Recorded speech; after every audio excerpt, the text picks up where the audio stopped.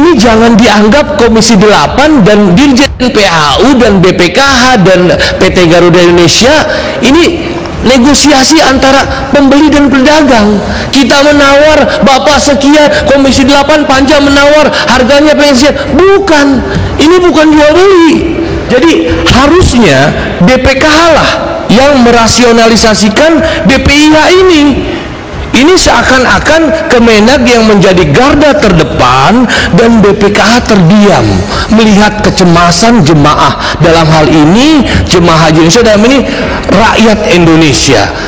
146 rial per jemaah dikali konversi rupiah yang disampaikan oleh Kemenak 4.080, itu kurang lebih 595.600 rupiah dikali 203.000 jemaah reguler, itu kurang lebih untuk bersalawat saja 120.923.040.000 yang mungkin tidak efisien. Ini kajian BPKH nih.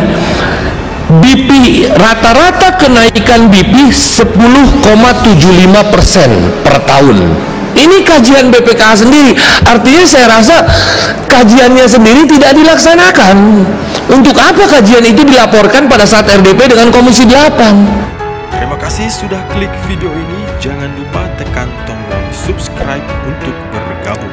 Dalam hitungan saya persilahkan kalian untuk tekan tombol subscribe. 10, 3, 2, 1. Saya ucapkan selamat bergabung dalam channel ini. Pertama-tama saya sebelum masuk ke materi, saya ingin bertanya kepada Kepala BPKH. Tolong klarifikasi atau tolong jelaskan, apakah benar di tahun 2027 kita bangsa Indonesia, artinya jemaah haji Indonesia, berhaji 2 kali? Sebelum saya melanjutkan, tolong jawab dulu secara langsung. Tolong jawab dulu secara langsung. Apakah berhaji 2 kali? Ini mohon maaf Pak Fadlul, saya bukan berusaha menyerang personal, tidak. Ini kita ingin bicara fakta, kita ingin bicara data. Artinya ini 2027 ini tinggal 4 tahun. Artinya skema penghitungan dana nilai manfaat, subsidi, bahkan rencana kita menaikkan dana setoran awal dari 25 juta ke 35 juta atau 30 juta, ini berkaitan erat. Kalau itu saja salah, karena saya sudah melakukan riset. Maksud saya Pak Fadlul sebagai Kepala BPKH, mohon sebelum menyatakan hal yang sekrusial itu, di check and recheck dulu. Saya sudah mengecek, ternyata kita di tahun 2027 itu tidak berhaji 2 kali. Di tahun 2039 kita berhaji 2 kali. Di bulan Zulhijjahnya itu ada 2 di tahun 2039. Di bulan Desember 2039 dan juga bulan Januari 2000. Ada perbedaan 11 bulan. Kita dalam 1 tahun Masehi kita berhaji 2 kali. Yang kedua, saya setuju dengan Pak Ketua Panja. Tadi Pak Ketua Panja bilang ini seakan-akan BPKH diam aja. Sekali lagi Pak Fadlul, mohon maaf, saya tidak berusaha menyerang BPKH sebagai lembaga mitra kerja. Kita harus wa ta'awanu 'alal birri, tolong menolong kita dalam kebaikan, apalagi urusan haji. Tapi ini perintah undang-undang Pak Fadlul. Undang-Undang nomor 34 tahun 2014 pasal 3 di poin B itu dikatakan rasionalitas dan efisiensi penggunaan BPIH. Jadi harusnya BPKH lah yang merasionalisasikan BPIH ini. Ini seakan-akan Kemenak yang menjadi garda terdepan dan BPKH terdiam melihat kecemasan jemaah, dalam hal ini jemaah haji Indonesia, dalam ini rakyat Indonesia. Ini saya ingin BPKH terus muncul di media sampai kita pengesahan tanggal 14 Februari, karena sudah diundur atas arahan pimpinan, tidak di hari Senin, di hari Selasa tanggal 14 Februari kita setuju. Ini BPKH malah diam. Ini perintah undang-undang loh Pak. Undang-undang nomor 34 tahun 2014 pasal 3 poin B. Nanti silahkan dibaca kembali. Nah sekarang saya ingin masuk ke materi. Setelah Panja melakukan monitoring ke Saudi Arabia tanggal 30 dan 31 Januari, kami Panja, saya pribadi menemukan beberapa hal yang bagi saya, bagi kami anggota Panja BPIH ini sangat janggal. Pertama, saya ingin bertanya kepada Pak Dirjen PHU, Prof, saya ingin minta penjelasan tentang zonasi. Karena apakah ini peraturan Menteri Agama atau Kepres atau mungkin PP atau bahkan ini ketentuan dari kerajaan Saudi ataukah ini keputusan Dirjen PHU? Karena Pak, selama kami monitoring khususnya di Mekah, kami menemukan ada beberapa wilayah, saya tidak akan menyebut wilayah, ada beberapa wilayah yang jaraknya dekat dan kami langsung cek. Kita 3 hotel kita datangi, 5 tower kita datangi. Dari 3 hotel itu kami ingin tahu berapa sih harganya. Ini tidak masuk dalam zonasi. Zonasi kita itu ada 5, Jarwal, ada Raudah, Syishah, Mahbas Jin, dan satu lagi apa? Satu lagi Misfalah, satu lagi. Jadi ada yang tidak masuk zonasi, yang dia bisa menawarkan harga itu jauh dari yang diusulkan Kemenag, 3.000 sampai 3.500 real per jamaah, dan mereka siap menyediakan catering di hotel. Dan apa yang disampaikan Pak Ketua Panja tadi, klasifikasi bus salawat menjadi shuttle bus, dan pihak hotel siap menyediakan itu. Saya sudah menghitung-hitung Pak, bus salawat ini, kenapa zonasi tadi saya katakan berkaitan sekali dengan hotel yang siap memfasilitasi shuttle bus. Ini akan berkaitan dengan poin yang akan saya sampaikan di poin kedua.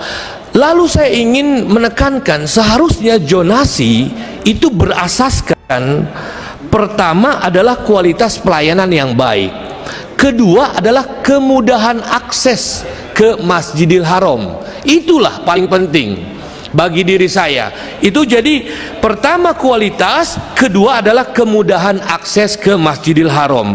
Poin kedua ini, karena kenapa saya sampaikan shuttle bus, ini berkaitan sekali dengan apa yang disampaikan oleh Pak Ketua, klasifikasi bus salawat. Saya sudah hitung, ini walaupun bus salawat ini dibebankan kepada nilai manfaat, tidak kepada jemaah, 146 rial per jemaah.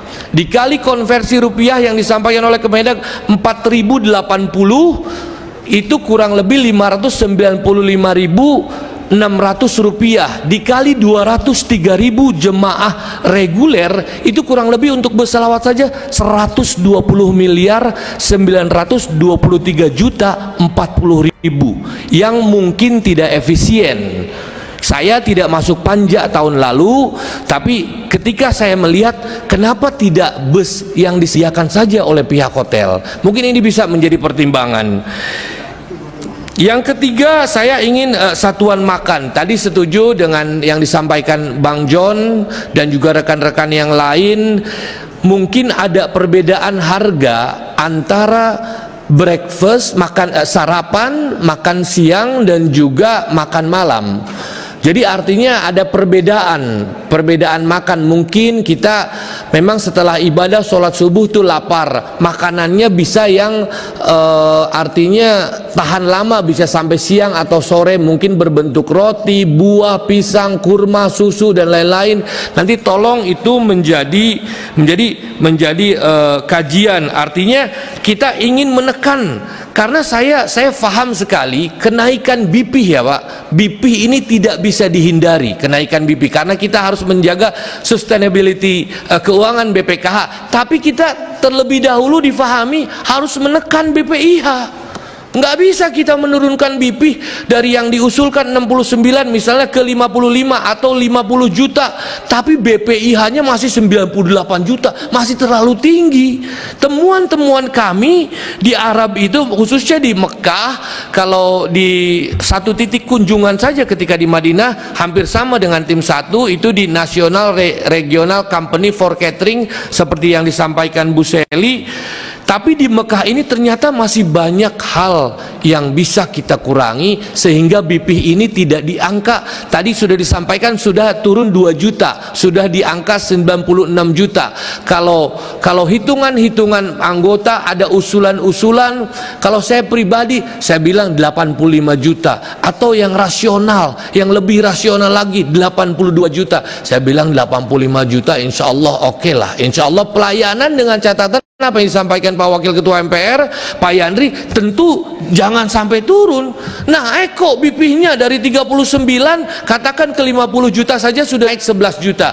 Atau yang berangkatnya suami istri, dia harus bayar menambah 22 juta. Atau dari dana setoran awal 25 juta ke 50 juta, mereka harus menambah 25 juta kalau suami istri menjadi 50 juta. Itu. Jadi saya ingin tolong difahami, ini jangan dianggap Komisi 8 dan Dirjen PHU dan BPKH dan PT Garuda Indonesia ini negosiasi antara pembeli dan pedagang. Kita menawar Bapak sekian, Komisi 8 Panja menawar harganya pengen sekian. Bukan, ini bukan jual beli. Kita ini memang memiliki fungsi budgeting salah satunya. Dan ini yang salah satu fungsi paling terpenting, termasuk fungsi pengawasan dan fungsi legislasi. Fungsi budgeting ini termasuk salah satu fungsi yang paling penting. Dan saya ingin menguatkan saja, ini ada kajian BPKH sendiri. Kajian BPKH sendiri adalah bahwa BP itu, ini yang disampaikan oleh BPKH tahun 2022 tanggal 25 Agustus tahun 2022 lalu kepada Komisi 8. Ini kajian BPKH nih. BP rata-rata kenaikan BP 10,75% per tahun. Ini kajian BPKH sendiri. Artinya saya rasa kajiannya sendiri tidak dilaksanakan. Untuk apa kajian itu dilaporkan pada saat RDP dengan Komisi 8? Tapi kita ingin menekankan sekali lagi, tadi ada yang saya sampaikan, tidak bisa kita menurunkan BP kalau seandainya BPIH-nya tidak turun terlebih dahulu. Ini sangat penting sekali, sangat penting sekali. Mungkin sekalian menutup, saya ingin menyampaikan bahwa memang Pak Ketua Panja, setelah saya pelajari di Undang-Undang Nomor 34 tahun 2014 dan PP Nomor 5 tahun 2018, ini tidak ada poin ataupun norma yang mengatur berapa persentase yang harus dialokasikan dari nilai manfaat kepada pelaksanaan haji. Artinya katakan tidak ada norma itu. Artinya katakan kalau 100% pun bisa.